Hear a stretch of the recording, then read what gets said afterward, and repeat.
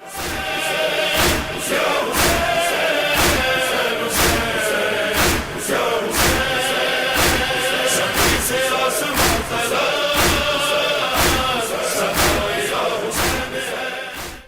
اللہ ونعم الوکیل ونعم المولا ونعم النصیر۔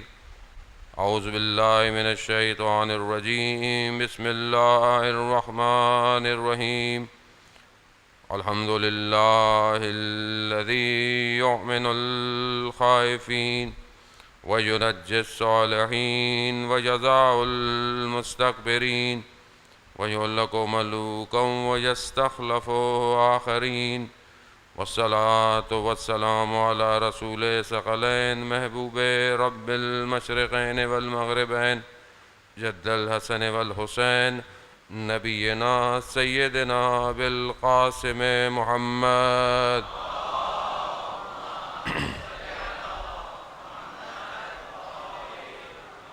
وآلہ الطیبین الطاہرین المعصومین لا سیما بقیت اللہ فی الارضین، روحی و ارواحنا لتراب مقدم الفدا ولعنت اللہ علی اعدائہم اجمعین۔ بسم اللہ الرحمن الرحیم۔ رب اشرح لی صدری ویسر لی امری واحلل عقدۃ من لسانی یفقہوا قولی۔ اما بعد فقد قال اللہ تعالی فی کتاب الحکیم والقرآن المجید۔ بسم اللہ الرحمن الرحیم۔ وما خلقت الجن والانس الا لیعبدون۔ صلوات بھیج دیں محمد والے۔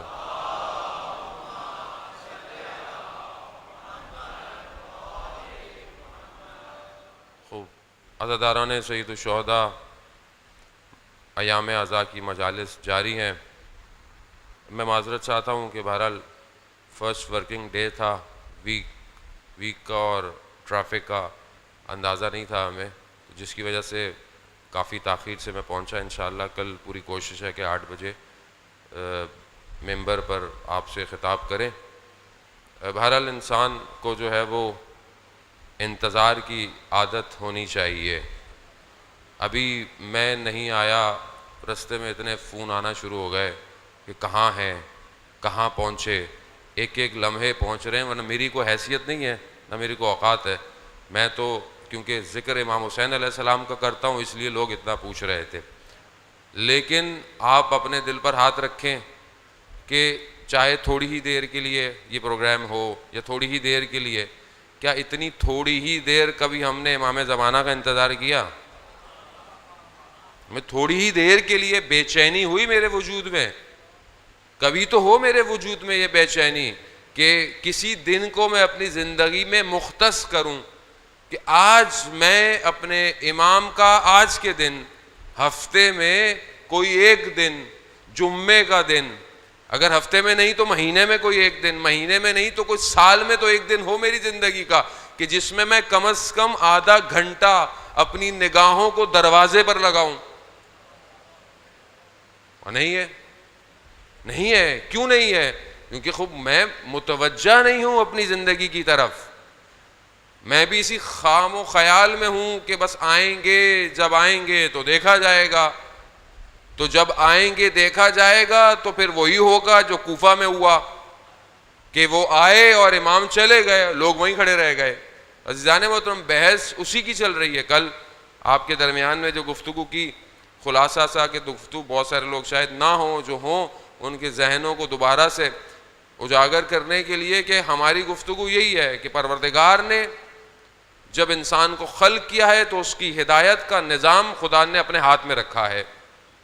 بالکل ویسے ہی ہے، آج کل آپ دلیل بھی مانگتے ہیں کہ وہ کیا ضرورت ہے کہ خدا ہی انسان کی ہدایت کرتا، انسان خود ہدایت کرتا، تو اس کی بڑی سادہ سی دلیل بھی ہے کہ آپ کوئی مشین خریدتے ہیں، کوئی نئی چیز خریدتے ہیں، تو اس کو چلانے کے لیے کمپنی آپ کو مینول دیتی ہے کہ یہ ساتھ میں ایک بروشر ہے، اگر آپ نے اس طرح عمل نہیں کیا تو کمپنی کی گارنٹی نہیں ہے۔ عزیزان محترم، خدا خالق ہے انسان کا، خدا انسان کے وجود سے اچھی طرح واقف ہے کہ اس کی چاہتیں کیا ہیں، اس کا دل کہاں کھنچا چلا جاتا ہے، اس کو کب کس چیز کی ضرورت ہے۔ اسی لیے اس نے کہا قرآن میں کہ ہم نے تمہارے ہی درمیان سے نبیوں کو بھیجا تاکہ وہ تمہارا تزکیہ کر سکیں، تمہیں قرآن کی آیتوں کی تلاوت سکھائیں، تمہیں حکمت عطا کریں۔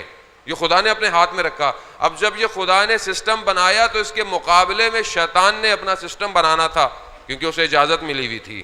اب آپ بولیں کہ پروردگار نے شیطان کو کیوں بنایا؟ سوال تو ہوگا کہ کیوں بنایا؟ خدا نہ بناتا شیطان کو تو یہ اتنی مشکل ہوتی ہی نہیں، یہ پریشانی نہیں ہوتی، تو بھائی پھر دنیا میں آنے کی ضرورت ہی نہیں تھی۔ پھر جنت اگر دنیا ہی بن جائے تو پھر جنت اور جہنم کا تصور ہی ختم ہو جائے گا۔ خدا جانتا ہے، خدا کے علم میں سب کچھ ہے، مگر اس نے ہمیں یہ فرصتیں، یہ لمحے دیکھ کر ہمیں موقع دیا کہ ہم حق پر مریں یا باطل پر مریں۔ تو ہمیں موقع دیا ہے، ہم ہی بہت ساری چیزیں جانتے ہیں، لیکن زندگی میں ساری چیزوں کو جاننا کیا ہمیں عمل کروا رہا ہے کہ نہیں کروا رہا؟ مگر میں نہیں جانتا کہ غیبت کرنا بری بات ہے، انسانیت کے خلاف ہے۔ دین کو آپ سائڈ پہ کر دیں، انسانیت کے خلاف ہے، مگر ہم کر رہے ہوتے ہیں۔ جھوٹ بولنا مگر ہم بول رہے ہوتے ہیں، راستے پہ چلتے ہوئے قوانین کا احترام نہ کرنا مگر ہم نہیں کرتے۔ مگر ہم بھی تو بہت ساری باتیں جانتے ہیں، مگر ہم عمل نہیں کر رہے ہوتے۔ اسی لیے علم خداوند میں ہے کہ کون کامیاب ہوگا کون ناکام ہوگا، لیکن ہمیں موقع دیا ہے کہ تم اپنی زندگی کو گزارو۔ تو شیطان نے اپنے مقابلے کا نظام پورا لے کر آیا۔ کل میں نے کافی تفصیل سے آپ کو گفتگو کی، اور شیطان انبیاء کے مقابلے میں آتا رہا، یہاں تک کہ آخری نبی آ گئے اور شیطان اپنی پوری طاقت کے ساتھ سامنے آیا۔ تو وہاں نے خدا نے بھی اپنا آخری جو نبی تھا اسے بھیجا، اور جب نبی آیا تو منافقت نبوت کے اطراف میں جمع ہونا شروع ہو گئی، اور جمع ہوتی رہی۔ ان کا خوب نبی چلے جائیں گے معاملہ ختم ہو جائے گا، مگر وہاں خداوند متعال میں غدیر کے مقام پر بلا کر سب کو یہ دکھا دیا کہ یہ نبوت ختم ہو رہی ہے مگر میرا نظام ختم نہیں ہوگا۔ یہی وجہ ہے کہ جو اللہ کا بھیجا ہوا نمائندہ ہے وہ صرف اللہ ہی کے لیے سارے کاموں کا انجام دیتا ہے۔ یہ جو آج ہم جمع ہوتے ہیں جس امام کے لیے، عزیزان محترم، امام ہر طرح کا ہے، دنیا کا امام بھی موجود ہے، دین کا بھی امام موجود ہے۔ اگر انسان، روایت میں حدیث میں ہے کہ اگر انسان دنیا کے منتخب کیے ہوئے امام کو مانتا ہو، چاہے جتنا بھی دیندار ہو، وہ کسی مقام پر نہیں پہنچ سکتا۔ کیوں؟ کیونکہ وہ اس اصل ہادی کو نہیں پہچانا۔ اسی لیے پروردگار نے غدیر خم کے میدان میں جب ولایت علی ابن ابی طالب کے لیے رسول خدا کو کہا کہ بلغ ما انزل علیک صلی علی محمد وآل محمد، تو یہاں پر جنگ کسی دو شخصوں یا دو گروہوں کی جنگ نہیں ہے۔ یہ عزیزان محترم، یہ دو بہت بڑی جہتیں تھیں، یہ دو بہت بڑی موومنٹ تھیں، یہ دو بہت بڑے نظریے تھے جو شروع سے خلقت انسانی کے ساتھ چلے آ رہے تھے۔ وہاں پر خدا نے اس نظریے کو قائم کرنے کے لیے ولایت علی ابن ابی طالب کا اقرار کروایا ہے۔ ہمارے لیے تو بس یہ کہ ہم مولا کی ولایت کو مان کر ایک نعرہ مار کر اور واہ واہ کر کر ہم اٹھ کے چلے جاتے ہیں۔ یہاں انسانیت کی بقا کے لیے جب ولایت کا اقرار کہا تبھی قرآن کی آیت نازل ہو گئی کہ یوم اکملت لکم دینکم، آج تمہارے لیے دین کامل ہو گیا، یعنی دین مکمل ہو رہا ہے ولایت کے ساتھ۔ اور یہ وہ ولایت ہے کہ جو چلتی رہے گی، اور یہاں تک کہ آج 21ویں صدی گزرتی جا رہی ہے اور وہی ولایت چل رہی ہے۔ تو اسی لیے وہ جو جنگ حضرت آدم سے شروع ہوئی تھی، پھر ہر نبی کے ساتھ وہ جنگ آتی رہی، رسول کے ساتھ آئے، بہت کوشش کی لڑنے کی، رسول سے نہیں لڑ پائے، تو اسلام کا لبادہ اوڑھ کر اسلام میں داخل ہو گئے اور اندر سے اسلام کے ساتھ لڑتے رہے۔ ولایت نے آ کر ان کے چہروں کو اصل میں بے نقاب کیا ہے۔ اگر یہ ولایت علی ابن ابی طالب نہ ہوتی تو یہ منافق کبھی بے نقاب نہیں ہونے تھے تاریخ کے اندر، یہ بے نقاب ہو گئے۔ اور رسول خدا نے واضح فرما دیا کہ جو علی سے محبت کرتا ہے وہ مومن ہے، جو علی کی ذکر سن کر بھی جس کے چہرے پر بل پڑ جائیں وہ منافق ہے۔ تو آج بھی واضح ہے کہ جہاں حضرت علی کا ذکر آئے، جن کے دل خوش ہوں تو وہ اپنی قسمت پر نازا ہوں کہ پروردگار نے ان کی سلبوں میں انہیں مومن قرار دیا ہے۔ یہ میرا آپ کا معاملہ نہیں ہے کہ میں نے بڑا کوئی کمال کیا، نہیں، یہ خدا ہے۔ خوب حدیث ہے امام جعفر صادق علیہ الصلوۃ والسلام سے،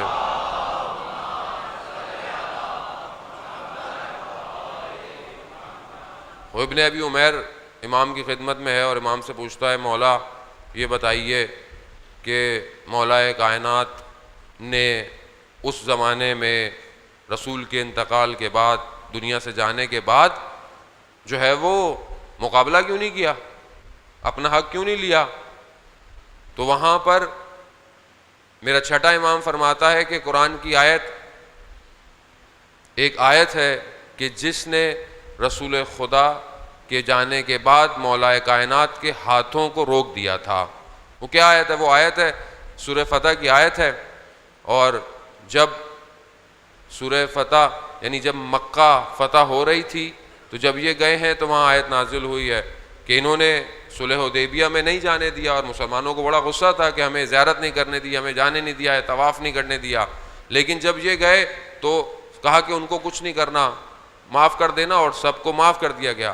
تو وہاں قرآن یہ کہتا ہے کہ ان کفار کے درمیان مومن تھے، یعنی کچھ ایسے بھی تھے جو ظاہراً کافر تھے، کافر کا لبادہ تھا، لیکن اصل میں اندر سے مومن تھے۔ ان مومنوں کو بچانے کے لیے خدا نے تمہارے ہاتھوں کو روکے رکھا تاکہ وہ مومن بچے رہیں۔ کہا اسی ایک آیت نے مولا کائنات کے ہاتھوں کو روک کے رکھا کہ یہ جو ابھی کفر کرتے ہوئے نظر آ رہے ہیں ان کی سلبوں میں کچھ مومن ہیں، ان کی سلبوں میں کچھ مومن ہیں، اگر انہیں مار دیا تو وہ مومن ختم ہو جائیں گے جو آگے آئیں گے۔ عزیزان محترم، یہی تو فرق ہے کہ انسان کا جو وجود ہے اس کے کچھ اصلی گوہر ہیں، یہ جو صفتیں ہیں ہمارے اوپر، جو اچھا کرنا، اچھی بات کرنا، دوسرے سے اچھا پیش آنا، یہ صفتیں ہمارے وجود پر حائر ہیں، لباس کی طرح ہیں، یعنی یہ صفت میں ہٹا دوں پھر کوئی اور صفت ہے۔ اب جو انسان برے عمل کرتا ہے، بری اخلاق رکھتا ہے، وہ بھی اس کے اوپر ایک لباس ہے، وہ اس کا اصل گوہر نہیں ہے۔ آپ کے اندر اچھی صفتیں ہیں، آپ نے ایک لباس پہنا ہوا ہے، حتیٰ جو انسان ایمان لے کر آیا ہے وہ بھی لباس ہے اس کے بدن کے اوپر، اصل میں گوہر کچھ اور ہے، کہ وہ انشاءاللہ میں آج آپ کی خدمت میں بیان کروں گا تاکہ ہم سمجھ میں آئے کہ ہمارے اصل وجود کا اصل گوہر کیا ہے۔ اور یہی وجہ ہے کہ روایات میں ہے، علل الشرائع کے اندر علتیں اور ریزن بیان ہوئے ہیں، جتنی ہر چیز کی ریزن کیا، علت کیا ہے، وہاں پر ایک باب کے اندر آخری حدیث ہے، اس میں یہ کہا گیا ہے کہ آخر کیا وجہ ہے کہ انسان جو ہے وہ ایمان بھی رکھتا ہے، اچھے عمل بھی کرتا ہے، مگر گناہ بھی کر رہا ہے، مگر غلط چیزیں بھی کر رہا ہے، اور دوسری طرف دیکھیں تو انسان ایمان نہیں لاتا مگر عمل بہت اچھا ہے، عمل اس کا بڑا بہترین ہے، انسانی چیزوں کے تقاضوں پہ عمل کر رہا ہے۔ جیسے آج ہم پوری دنیا میں کہتے ہیں، جو آج لبرل تھاٹس، ہمارے ہاں سیکولر تھاٹ بہت زیادہ ہیں کہ دیکھیں جی مذہب کو کیا ضرورت ہے، انسان کا اخلاق اچھا ہونا چاہیے، انسانیت ہونی چاہیے، انسان کو لوگوں کی مدد کرنی چاہیے، باقی تو یہ تو مذہب تو بس ایسی ہے، یہ تو بس انسان نے خوف کی وجہ سے۔ آج دنیا میں یہی سوچیں جو ہے وہ پروان چڑھ رہی ہیں، نماز کی کیا ضرورت ہے، خواتین کہتی ہیں حجاب کی کیا ضرورت ہے، دل میں حجاب ہونا چاہیے، یعنی یہ ساری باتیں آپ آج سنتے آ رہے ہیں معاشرے کے اندر، اس لیے ہمارا بھی ہوتا ہے، خوب کیا فرق پڑتا ہے، یہ نہ کریں وہ نہ کریں، نماز نہ پڑھیں۔ اچھا ہم تو اس سے بھی آگے نکل گئے ہیں، ہم کہتے ہیں بھائی نماز کی کیا ضرورت ہے، بس ہم تو ماتم کرتے ہیں، عزاداری کرتے ہیں، ہماری تو یہی نماز ہے، ہمارا تو یہی روزہ ہے۔ تو یہاں پر ہم تھوڑے مخالطات کا شکار ہیں۔ عزیزان محترم، عزاداری کی اہمیت یہ ہے کہ اسی عزاداری نے اس نماز کو زندہ رکھا ہوا ہے، اور یہ ہماری سوچیں غلط ہیں کہ ہمیں نماز کو قائم کرنے کے لیے عزاداری کی ضرورت ہے، اور عزاداری کو صحیح سمت لے جانے کے لیے نماز کی ضرورت ہے۔ تو یہ ہم دیکھیں کہ اب یہ جو ہم نے لباس اوڑے ہوئے ہیں، تو وہاں روایت کے اندر بیان ہوتا ہے، مولا سے پوچھا مولا کیا ہے یہ، آقا کیا ہے؟ کہا کہ اگر ان کو ٹکڑے ٹکڑے کر دو، جو ہمارا چاہنے والا ہے، تو اس کے اندر سے ہماری چاہت کبھی جائے گی نہیں، چاہے جیسا بھی ہے. اگر اسے ٹکڑے کر دو تو یہ ہماری جو اس کی محبت ہے اس کے دل میں وہ کہیں نہیں جائے گی. اور کہا دوسرا جو ہے، کہا وہ جتنا اچھا ہو اگر اس کے ٹکڑے ٹکڑے کر دو وہ مگر ہمارا دشمن ہے تو وہ دشمن ہی رہے گا. تو کہا بات واضح ہو گئی، اصل اساس یہ ہے کہ ہم سے محبت کرنا شرط ہے، ہماری محبت وجود میں ہونی چاہیے. اب یہ جو شخص برا ہے، یہ جو شخص غلط چیزیں کرتا ہے، یہ اصل گوہر نہیں ہے اس کا، یہ اس نے غلط ایک لباس اوڑھا ہوا ہے جو اتار دیا جائے گا. متوجہ ہیں؟ میں کو بھاری بات نہیں کہہ رہا ہوں، بڑی آسان سی بات کہہ رہا ہوں، بہت سادی سی بات ہے. عزیزان محترم، آج ہم ایک دوسرے کے اوپر الزام تراشیاں کرتے ہیں، ہمارے یہاں بہت زیادہ ہے. وہ نماز نہیں پڑھتا، وہ یہ نہیں کرتا، وہ فلانا نہیں کرتا، وہ صرف ماتم کرتا ہے، وہ صرف عزاداری کرتا ہے. عزیزان محترم، کم از کم اللہ کی طرف متوجہ ہے، اللہ کے رسول کی طرف متوجہ ہے، مولا کو مانتا ہے. آپ کو نہیں پتا، مجھے نہیں پتا، ہو سکتا ہے کل سے نماز پڑھنا شروع کر دے، کل کو توبہ کر دے اگر کوئی غلط کرتا ہے. ہم ایک دوسرے کو کیوں ڈفرینشیٹ کرتے ہیں؟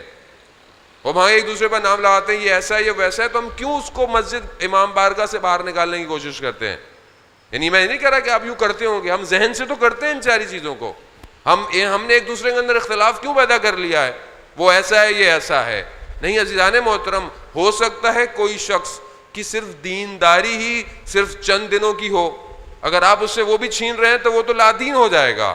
کم از کم اسے مجلس میں آنے تو دیجئے، مجلس بھی ایسی ہو جو ہر کسی کے لیے ہو، کسی ایک شخص، کسی ایک نظریے، کسی ایک گروہ کے لیے نہیں ہونی چاہیے. مجلس امام حسین کی ہے، مجلس بشریت کی بقا کے لیے ہونی چاہیے، بشریت اسلام کے نفاذ کے لیے ہونی چاہیے.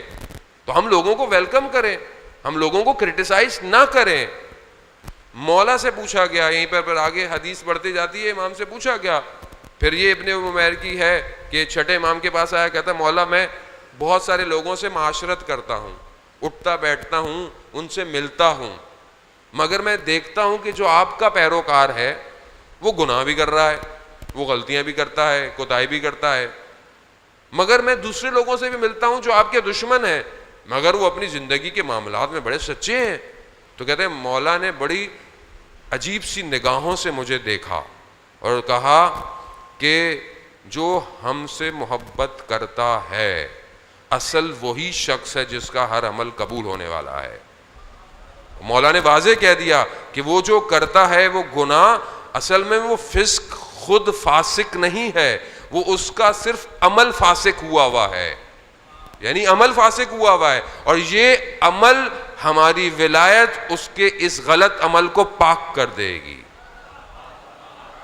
نہیں آپ کو سمجھ میں نہیں آ رہی بات یار. دنیا بہت سارے بولیں گے مولانا صاحب نے کہہ دیا کچھ بھی کرتے رہو زندگی میں. نہیں، قطعاً ایسا نہیں ہے. اپنی مرضی کی بات لے کر اٹھنا ہے تو جہاں سے دل چاہے اٹھ جائیں، آپ کی اپنی مرضی کی بات ہے. نہیں عزیزان محترم، وہاں امام کرائیٹیریا دے رہے ہیں، کرائیٹیریا دے رہے ہیں، اور یہ کرائیٹیریا میں نہیں دے رہا آپ کو، امام کرائیٹیریا دے رہے ہیں. لیکن کیا ہم، امام نے جو کہا، امام نے فرمایا کہ یہ جو غلطیاں کر رہا ہے یہ خود نہیں ہے، یہ خود نہیں ہے، یہ عمل ہے جو اس کے اوپر آیا ہوا ہے، یہ اس کا اصل وجود یہ نہیں ہے، یہ ہو ہی نہیں سکتا. یعنی وہ شخص جو ولایت اہل بیت رکھتا ہو وہ اپنے وجود سے گناہگار ہو ہی نہیں سکتا، وہ نہیں ہو سکتا، وہ اس کا اصل وجود گناہگار ہو ہی نہیں سکتا. لیکن جب تک زندہ ہے اس کو موقع ہے، اور اگر اس نے گناہوں کے اندر غوطے زیادہ مار رہے تو پھر ہماری ولایت اسے چھوڑ دے گی. یہ بھی ہے، ولایت چھوڑ دے گی اسے. ابھی نہیں پتا، ابھی ہم لوگوں کو نہیں پتا، کسی کو بھی نہیں پتا، ابھی سب مکس ہے. مکس سے مراد اچھا برا سب مکس ہے. آپ دیکھیں گے سامنے کوئی شخص ہے اہل بیت کو نہیں مانتا، آپ کو بڑا اچھا لگتا ہے. آپ باہر دیکھیں یورپ میں بڑے لوگ انسان کی جتنی محبت نہیں، کتے سے زیادہ محبت کرتے ہیں وہ. یعنی آپ بولتے ہیں بہت خیال رکھنے والی قوم ہے بھائی، یہ تو اتنا خیال رکھتی ہے، تو کتے کا خیال.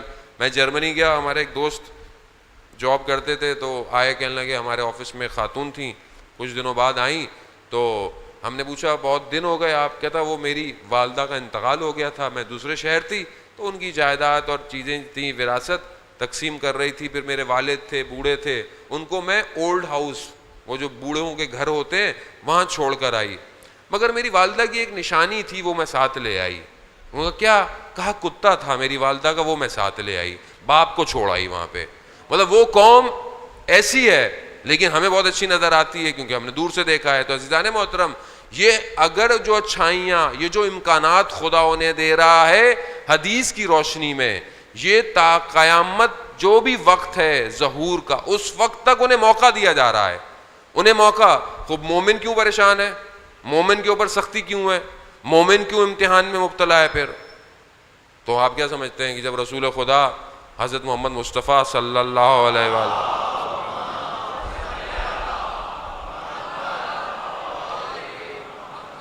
رسول خدا جب آئے ہیں تو کچھ لوگ سمجھے کہ صرف میٹھا میٹھا ملے گا، بڑی آسانیاں ہو جائیں گی، زندگی پھولوں سے گزرے گی، مگر جیسے ہی رسول آئے سختیاں شروع ہو گئیں۔ عزیزان محترم، حق ہمیشہ سختیوں سے گزرتا ہے، ورنہ حق میں آپ کو آزمایا کیسے جائے گا؟ اصحاب رسول بعض اوقات ایک ہی کھجور ہوتی تھی اور کتنے لوگ اس کھجور سے جو ہے وہ اپنے آپ کو سیراب کرتے تھے، ایک ہی کھجور ہوتی تھی، جگہ نہیں ہے سونے کی، مشکلات تھیں عالم میں، وہ آج بھی مشکلات ہوں گی، آپ حق پہ چلیں، آپ کے اوپر سختیاں ہیں۔ آپ سامنے دیکھتے ہیں یار وہ تو نہ نمازیں پڑھتا ہے نہ روزے رکھتا ہے، مگر دیکھیں یار سب اچھا چل رہا ہے۔ یہ اچھا جو ہے نا اس کا یہ ظاہر، یہ یہیں تک ہے، یہ یہیں دنیا تک ہے، اور یہ دنیا بہت محدود ہے، بہت محدود ہے۔ مومن کے لیے الدنیا سجن و مومن، دنیا مومن کے لیے زندان ہے، قید خانہ ہے۔ یعنی مومن اس دنیا سے پرواز کرنا چاہتا ہے، کیوں؟ کیونکہ اس کا دل یہاں پہ نہیں ہے، اس کا دل اپنے رب کی طرف متوجہ ہے کہ میں کب ملوں گا، کب میں جاؤں گا اپنے پروردگار کے پاس۔ اور یہ میں سوچتا ہوں، کیا میں یہ سوچتا ہوں؟ مگر میں ہوں تو مومن، ہم تو ویسے ہی مومن ہیں، کچھ نہیں بھی کریں تو بھی مومن، ہمیں تو کہا ہی جاتا ہے یہ مومن ہے، مومن کون سا مومن ہے یہ نہیں پتا کسی کو، مومن۔ تو یہ تو شکر کریں اللہ کا کہ اللہ نے ہمیں مومن کا کم از کم لیبل تو دیا ہوا ہے کہ ہم مومن ہیں، اب چاہے ہم اپنے عمل سے اظہار کریں یا نہ کریں۔ عزیزان محترم، کم از کم ہم اپنے ائمہ کے سامنے شرمندہ نہ ہوں، شرمندہ نہ ہوں۔ حدیث میں یہی ہے کہ دیکھیں کہ کیا میں اللہ سے محبت کرتا ہوں کہ نہیں کرتا۔ حدیث آتی ہے کہ انسان اپنے دل کی طرف متوجہ ہو، اپنے دل کی طرف متوجہ ہو، دیکھے کہ وہ خدا سے اور خدا کے پیروکاروں سے محبت کرتا ہے اور خدا کے دشمن سے اور اس عمل سے بیزاری ہے یا نہیں ہے، اپنے اندر دیکھے تو چاہے اس کا عمل جیسا بھی ہو وہ خدا اس سے محبت کرے گا اور خدا اسے خیر عطا کرے گا۔ اگر اس کے دل میں خدا سے محبت نہیں ہے اور اللہ اور اس کے رسول اور ائمہ کے دشمنوں سے اس کے دل میں محبت ہے تو وہ چاہے جتنی نمازیں پڑھ لے، جتنے سجدے کر لے، جتنے طواف کر لے، وہ خدا کی بارگاہ میں کوئی قبول ہونے والے نہیں ہے۔ عزیزان محترم، اسی لیے انسان ہے، میں جوانوں سے مخاطب ہوں، جوان خطا کرتا ہے، غلطی ہوتی ہے، گناہ سرزد ہو جاتا ہے انسان سے، لیکن آپ اپنے آپ کو یہ سمجھ لیں کہ یہ گناہ عارضی ہے آپ کے لیے، یہ وسوسے آپ کے اندر ایجاد کرے گا کہ تم نے رات کو یہ غلطی کی، تم اب فجر کی نماز کیسے پڑھو گے؟ اور بار بار گلٹ، شرمندگی بہت اچھی ہے کہ انسان شرمندہ ہو، کیونکہ توبہ کہ اصل طریقہ یہی ہے کہ پہلے انسان شرمندہ ہو اس سے غلطی ہوئی ہے۔ توبہ کیسے ہوتی ہے؟ استغفر اللہ پڑھنے سے صرف نہیں ہوگی، دل سے شرمندہ ہو کہ یہ غلطی ہوئی ہے مجھ سے، یہ بات مجھے نہیں کہنی چاہیے تھی، یہ نگاہ میری نہیں اٹھنی چاہیے تھی، نہیں چاہیے تھی، اب اٹھ گئی، لیکن اپنے اندر سے اپنے دل کو بار بار کہے خود پروردگار تو معاف کر۔ یہی تو وجہ ہے عزیزان محترم کہ شیطان پوری کوشش میں ہے آج ہمارے جوانوں کو برباد کر دے، تباہ کر دے۔ آج آپ انٹرنیٹ، موبائل، یوٹیوب، یہ ساری چیزیں اتنی سستی ہو گئی ہیں، برائی اتنی سستی ہو گئی ہے کہ آپ کو کہیں جانا نہیں پڑتا، برائی خود آپ کے گھر پہ بلکہ آپ کی جیب میں گھوم رہی ہے، آپ کے ساتھ گھوم رہی ہے یہ برائی. مگر اس برائی کے مقابلے میں آپ کیسے اپنے آپ کو بچائیں گے؟ اور شیطان پوری کوشش. لیکن جب آپ ساری غلطیاں کرنے کے بعد بھی وضو کر کر اللہ اکبر کہتے ہیں، شیطان اپنی ناک کو رگڑتا ہے کہ میں نے اتنی محنت کی، یہ پھر کھڑا ہو گیا نماز پڑھنے. یعنی یہ حدیث ہے کہ جب بھی انسان نماز پڑھتا ہے شیطان اپنی ناک کو رگڑتا ہے. تو آپ کا نماز پڑھنا شیطان کو ناک رگڑوانا ہے. ہمیشہ اس کو سمجھنے کی کوشش کریں کہ خداوند متعال کو پسند ہے عبادت میں سب سے بہترین جو رکن ہے وہ سجدے کا ہے. آپ سجدہ کریں، آپ کا سجدہ خدا کی بارگاہ میں قبول ہے. ایک جوان کا واقعہ کہ میں پہلے عرض کر چکا ہوں بہرحال کہیں اور مجالس میں، کہ وہ ایک عالم دین کے ساتھ تھا، ایک شخص کے ساتھ زیارت کا سفر کر رہا تھا. رستے میں نماز کا وقت ہوا تو اس نے برابر والے سے کہا، بعض کتاب میں عالم دین ہے بعض میں کوئی شخص ہے، کہا کہ اگر آپ نہیں پڑھ رہے تو میں فوراً نماز پڑھ کر آ جاؤں. تو انہوں نے اس کے حلیوں کو دیکھا تو اس کا حلیہ ظاہراً ایسا نہیں تھا کہ آپ بولیں گے اول ٹائم پہ نماز پڑھے گا، یعنی ایسے کپڑے لباس جینس پہنی ہوئی، بالوں میں جیل لگی ہوئی. تو اس نے بولا کہ ایسے دیکھے تو ایسا، تو خیر اس نے کہا پڑھ لیں. وہ نماز پڑھ کر آیا تو اس سے پوچھا کہ بھائی تمہارے حلیے سے تو نہیں لگتا کہ تمہارے دل میں نماز کی اتنی تڑپ ہو، اتنا وہ ہو، تو یہ معاملہ کیا ہے؟ تو اس نے بتایا کہ میں کچھ عرصے کے لیے اپنی ڈگری کرنے کے لیے فرانس چلا گیا اور پیرس میں رہتا تھا، لیکن گھر بہت مہنگے تھے، رہائش بہت مہنگی تھی. تو میں نے رہائش کچھ فاصلے پر رکھی ہوئی تھی، 1-2 گھنٹے کی فاصلے پر شہر سے باہر. تو کہتا میرے 2 سال گزر کر میری ڈگری کے آخری ایگزامز تھے، تو ایک ہی بس تھی جو صبح ہمارے ٹاؤن سے جاتی تھی. تو میں اس میں بیٹھا، بس تھوڑی دیر چلی اور بس خراب ہو گئی. اور بس جب خراب ہوئی تو مجھے تھوڑی سی بے چینی ہوئی، لیکن وہ بس ڈرائیور لگا رہا مگر بس صحیح نہیں ہوئی. میں ہائی وے پہ آیا کہ شاید کوئی گاڑی گزرتی ہوئی مل جائے، تو مگر کوئی گاڑی بھی نہیں آئی. جب وقت گزر گیا اور ڈرائیور نے بولا کہ مکینک لانا پڑے گا، گاڑی صحیح نہیں ہوگی، تو کہہ رہا میرا اضطراب بڑھ گیا اور مجھے ہوا کہ میں اتنی جو محنت کی تھی وہ کہیں ضائع نہ ہو جائے. تو کہتا ہے میں سڑک کنارے بیٹھ گیا، اور جب میں نہیں آیا تھا یہاں تو میں نماز کا پابند تھا، لیکن یہاں آ کر تھوڑا میں سست ہو گیا، نماز میں کوتاہی کرنے لگ گیا. اس وقت میں نے وقت کے امام کو پکارا اور کہا یا امام زمانہ مجھے اس مشکل سے نکال دیجئے، میں وعدہ کرتا ہوں نماز آئندہ اول وقت پڑھوں گا. کہتا ہے میں نے جیسے ہی یہ اپنے ضمیر سے گفتگو کرتے ہوئے اپنے مولا سے توسل کیا تو میں نے دیکھا کہ اچانک سے کوئی شخص آیا اور اس نے ڈرائیور کو بولا کہ بس اسٹارٹ کرو. اس نے جیسے ہی اسٹارٹ کی بس اسٹارٹ ہو گئی. میں بھاگتا ہوا پہلا شخص تھا جو بس میں بیٹھا، لیکن ابھی میں دروازے سے اندر داخل ہوا تو وہی شخص گھومتا ہوا دروازے پر آیا اور اس نے مجھے کہا یہ جو تم نے وعدہ کیا ہے اس پر قائم رہنا. کہتا ہے میں ایک دم میرا بدن خشک ہو گیا ایک دم کہ اس شخص کو کیسے پتا چلا کہ میں نے کوئی وعدہ کیا ہے. ابھی میں سمجھتا کہ یہ شخص کون تھا، دیکھا تو وہ شخص غائب ہو گیا. تو کہتا ہے وہ دن ہے اور آج کا دن ہے جو میں نے اپنے امام سے وعدہ کیا تھا میں اسے پورا کر رہا ہوں. عزیزان محترم، امام تک گفتگو برحال آلریڈی میں لیٹ آیا اور آگے پھر ایک اور مجلس ہے. امام تک پہنچنا بہت ضروری ہے. عزیزان محترم، یہ جو محنت ہے آپ کی اور ہم لوگ اور جو بھی انتظامیہ کرتی ہے، ہر شخص اپنی ایک حصہ ڈالتا ہے عزاداری. آپ کا آنا خود ایک بہت بڑا حصہ ہے عزاداری کو قائم رکھنے کے لیے، ہر شخص کا ایک حصہ ہے. اس سب کا اجر جو ہے وہ امام کی نصرت ہے. اگر یہ مجلس ہمیں امام زمانہ تک نہیں لے کے جا رہی تو پھر یا تو میرے اندر کوئی پرابلم ہے جو بیان کر رہا ہے، یا پھر آپ کے خدا نہ خواستہ، میں آپ کو نہیں کہوں گا، یا کوئی ایسا عمل ہے جس نے مجھے روکا ہوا ہے. ہمیں امام تک پہنچنا ہے. عزیزان محترم، یہ جو صفتوں کے اندر خوبیاں ہیں یہ خدا نے ہمیں عطا کی ہیں. آپ کے سامنے جنگ میں جو امام مولا کائنات نے جنگیں لڑی، زہیر کہاں پہ تھا؟ زہیر امام کے مقابلے میں تھا. جب وہ اپنی طرف سے جنگ جیتے جو بھی انہوں نے کہا، تو حضرت سلمان فارسی نے زہیر کو کہا کہ یہ خوشی کا مقام نہیں ہے، خوشی تمہیں تب ملے گی جب تم رسول کے نواسے کے ساتھ کربلا میں کامیاب ہوگے۔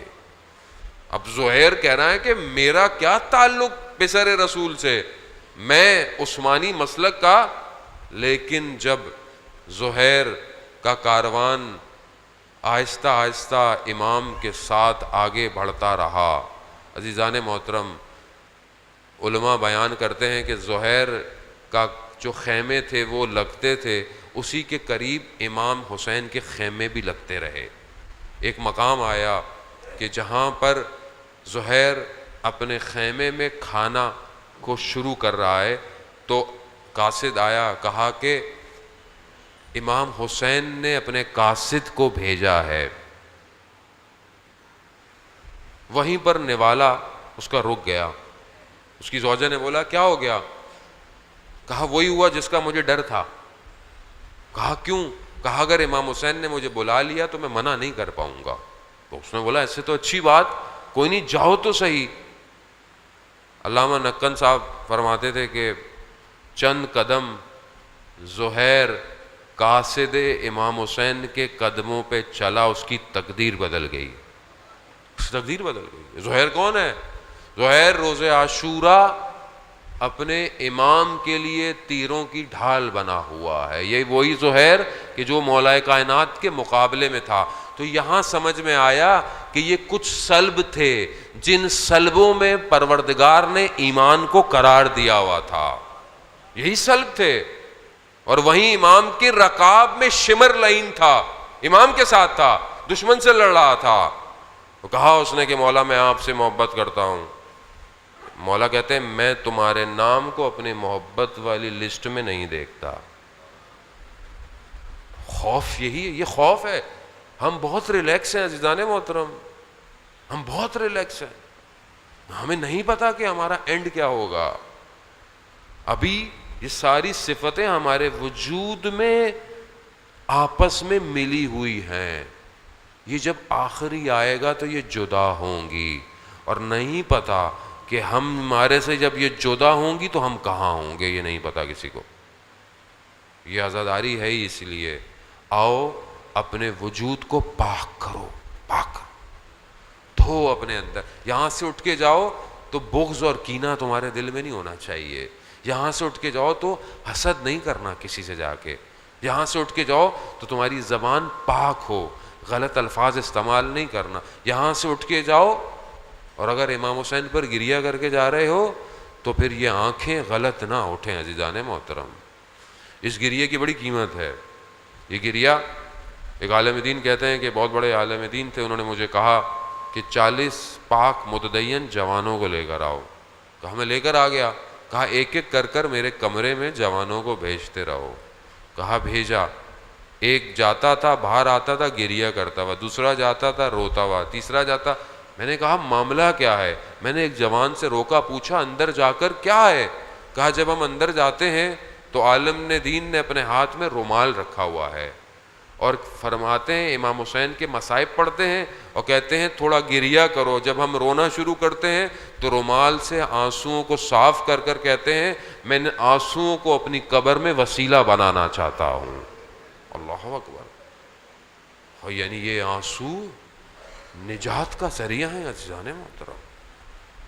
میں ابھی آ رہا تھا، میں نے تصویر دیکھی، شہید حجاجے کی تصویر لگی ہوئی، وہ شہید کہ جس نے اس صدی کے اندر آ کر دنیا میں ایک شور مچا دیا، شور مچایا، سید الشہداء کا ماننے والا، واقعاً یعنی حق ادا کیا اس دور میں امام حسین کا ماننے والا ہے۔ آپ دیکھیں تصویر اس جوان کی لگی ہوئی ہے اور ابھی بھی وہ ہاتھ دے رہا ہے، حل من ناصر ینصرنا، ہے کوئی مدد کرنے والا؟ یعنی آنا ہے تو امام حسین کا کاروان ابھی بھی جاری ہے، اگر مدد کرنا چاہتے ہو تو آؤ۔ ایک عالم دین جو اس کے علاقے کے تھے وہ بیان کرتے ہیں کہ یہ اپنی مسجد میں امام بارگاہ میں جب مجلس ہوتی تھی تو کہتا تھا مجھے سب سے سخت کام دو کام کرنے کے لیے۔ تو تو کہا سب سے سخت کام یہ ہوتا تھا، جو نیاز کی بہت بڑی دیگ ہوتی تھی اس میں سے نیاز بانٹنا سب سے سخت کام تھا، تو ہم اس کو دیتے تھے. پھر اس کے بعد ہم اسے کہتے تھے کہ بہت شکریہ تمہارا، تم نے بڑا زحمت کی، بڑی خدمت کی، بڑا کام کیا. تو اس کے جملے سنے وہ کیا کہتا تھا؟ وہ کہتا تھا کہ یہ کوئی کام نہیں ہے، اگر امام حسین کے لیے کوئی کام کرنا ہے تو امام کے راستے پر گردن کٹوانی ہوگی. اور یہی ہوا آپ کے سامنے. اس نے شام میں حضرت زینب سلام اللہ علیہا کے روزے کی حفاظت کرتے ہوئے اپنی گردن کٹوائی ہے. یہ آج کے دور ہے، آپ بولیں اس زمانے میں نہیں، آج کے دور کا واقعہ ہے. ہم جیسے جوانوں میں سے جوان ہیں. خوب اس کی جد و جہد وہ تھی، اس نے وہ جہاد کیا. آپ کا میرا جہاد علمی جہاد ہے، تقوی کا جہاد ہے، پرہیزگاری کا جہاد ہے، اپنے ملک کی عظمت کو علم کے ذریعے، تعلیم کے ذریعے بڑھانا جہاد ہے. جہاد یعنی کوشش، یعنی محنت، یعنی اپنی نگاہوں کو پاک رکھنا. عزیزان محترم، امام حسین پر گریہ کرنے والی آنکھوں کو شرمندہ ہونا چاہیے تنہائی کے اندر کہ وہ کوئی ایسا کام نہ کریں. اسی لیے امام حسین کی زیارت کا ثواب ہے. آئیے چلیں، 13 محرم ہو گئی. یہ لٹا ہوا کاروان کوفہ پہنچا ہے. لٹا ہوا یہ وہ کاروان ہے. میرے مولا امام حسین سے کہا گیا کہ آپ بچوں اور عورتوں کو کیوں لے کے جا رہے ہیں؟ آپ چھوڑ دیں، ان کو کیوں لے کے جا رہے ہیں؟ آل رسول، آل اولاد ہیں، یہ آپ اپنی اولادوں کو کہاں لے کے جا رہے ہیں؟ مگر میرا مولا جانتے تھے کہ میری اس کام کی بقا حضرت زینب نے کرنی ہے، ان بچوں نے کرنا ہے. آج ایک راوی کہتا ہے کہ میں 13 محرم کو جب کوفہ میں داخل ہوا، میں حج کرنے گیا تھا. وہ کہتا ہے میں حج سے جب واپس آیا میں نے دیکھا کوفہ کے بازار بہت سجے ہوئے ہیں، لوگوں نے رنگ برنگے کپڑے پہنے ہوئے ہیں. میں بہت پریشان ہوا کہ نہ کوئی تہوار ہے نہ کوئی عید ہے، کیا معاملہ ہے؟ میں نے پوچھا کہ کیا وجہ ہے؟ کہا کہ کچھ دین کے باغی لوگ ہیں جو شہر میں داخل ہو رہے ہیں اور انہوں نے دین اسلام سے بغاوت کی ہے، ان کے لوگ اسیر ہو گئے ہیں، ان کے مردوں کو قتل کر دیا گیا ہے، وہ واپس. ہاں عزاداران محترم، یہ وہی کوفہ ہے کہ جب مولا کائنات کے دور میں جب اہل حرم پہنچے تو روز تھا، دن تھا، مگر مولا نے کہا کہ ٹھہر جائے کاروان، شب کی تاریکی میں اندر جائے گا. اور یہ کاروان لٹا ہوا جب کربلا سے پہنچا تو رات تھی، روکا گیا کہ دن ہو، لوگ جمع ہوں. ہاں عزاداران محترم، لوگوں نے نہ جانے اپنی زبانوں سے جو تیر مارے، ویسے جو اذیت کی، میں بیان نہیں کر سکتا، یہ آل رسول ہیں. ہاں مگر میں اتنا کہوں گا کہ ان سواریوں میں جو ایک بچی سوار ہے وہ عجیب سی حالت میں ان نیزے پہ رکھے ہوئے سروں کو دیکھ رہی ہے. نہ جانے کس طرح وہ اپنے ان خون کے جگروں کو دیکھ رہی ہے اور اس طرح دیکھ رہی ہے. استاد فاطمی نیا بیان کرتے ہیں کہ یہ ایک وہ دوسرا مقام تھا کہ جہاں پر ان نیزوں کو دیکھتے ہوئے میرے مولا سجاد کی روح نکلتی، وہیں اس جان کو بچانے کے لیے میری بی بی زینب نے سکوت کو توڑا اور ایک خطبہ بیان کیا. آزاداران محترم، ہمارے لیے یہ سب پڑھ لینا بڑا سخت ہے. آپ خود تصور کریں، آپ کے گھر والے ہوں، میرے گھر والے ہوں، اہل و عیال ہوں، کئی دن کے بھوکے پیاسے ہوں، ہاتھوں میں رسیاں ہوں، کسی مقام پر کھڑے ہوں اور ایک غیرت مند شخص ان کے ساتھ سوار ہو، اس کا وجود کس طرح باقی رہا یہ خدا جانتا ہے. کہ میرے مولا امام سجاد اس پورے راستے میں کس طرح ان سید زادیوں کے ساتھ چلتے رہے، کس طرح لوگوں کے تانے برداشت کیے، کس طرح لوگوں کی چیزیں برداشت کی، اور اس سے بڑھ کر کس طرح اپنے والد محترم کے سر کو نیزوں پر، اپنے بھائی علی اکبر کے سر کو نیزوں پر، نہ جانے عباس کی نگاہیں اس نیزے پر کس طرح جھکی ہوئی ہوں گی اور اپنی سید زادیوں کو دیکھتی ہوں گی اور یہی کہتی ہوں گی شاید عالم خیال میں کہ کاش عباس زندہ ہوتا تو یہ مقام نہ آتا. الا لعنت اللہ علی القوم الظالمین وسیعلم الذین ظلموا ای منقلب ینقلبون. پروردگار امام زمانہ کے ظہور میں تعجیل عطا فرما. ہمیں ان کے ناصروں ان کے مددگاروں میں شمار فرما۔ پروردگار ہم نے جو کہا ہے سنا ہے اس پر عمل کرنے کی توفیق عطا فرما۔ ہمیں اصل مقصد امام حسین کو سمجھنے کی توفیق عطا فرما۔ جہاں بھی مجلس عزاداری جلوس ماتم ہو رہا ہے ان سب کی جان مال عزت آبرو کی حفاظت فرما۔ جو بھی اس کار خیر میں اپنا حق ادا کر رہے ہیں، انتظامیہ، ٹرسٹ، تنظیمیں، جوان، کیمرے والے، اسکاؤٹ، جتنے بھی لوگ اپنی طرف سے جو ہے وہ اس میں حصہ ڈال رہے ہیں، پروردگار ان سب کو اجر کثیر عطا فرما، ان کی توفیقات میں اضافہ فرما۔ علماء حق، مراجعین اکرام سب کو طول عمر و سلامتی عطا فرما۔ اسلام کے دشمنوں کو نیست و نابود فرما۔ پاکستان کے دشمن خارجی اور داخلی کی نیست و نابود فرما۔ پاکستان کو عزت اور استحکام عطا فرما۔ جو بیمار ہیں، خاص طور پہ بہت سارے لوگ بیمار ہیں، انہوں نے کہا بیمار کربلا کے صدقے شفائے کاملہ اور عاجلہ عطا فرما۔ پروردگار بہت سارے لوگوں نے اولاد کے لیے کہا ہے، حضرت علی اصغر کے صدقے میں نے اولاد صالح اور نیک عطا فرما۔ بہت سارے لوگ قید و بند کی مصیبتیں جھیل رہے ہیں، ملک میں، ملک سے باہر، خاص طور پہ انہوں نے کہا ہے کہ ان کو اس مشکل سے نجات کے لیے پروردگار اسیران کوفہ اور شام کے ذریعے جلد سے جلد اپنے گھر والوں سے ملا۔ پروردگار ہمیں کوئی غم نہ دے سوائے غم حسین کے۔ اللہم ارزقنا زیارت الحسین فی الدنیا و شفاعتہ فی الآخرہ۔ صلوات بھیج دے محمد و آل محمد۔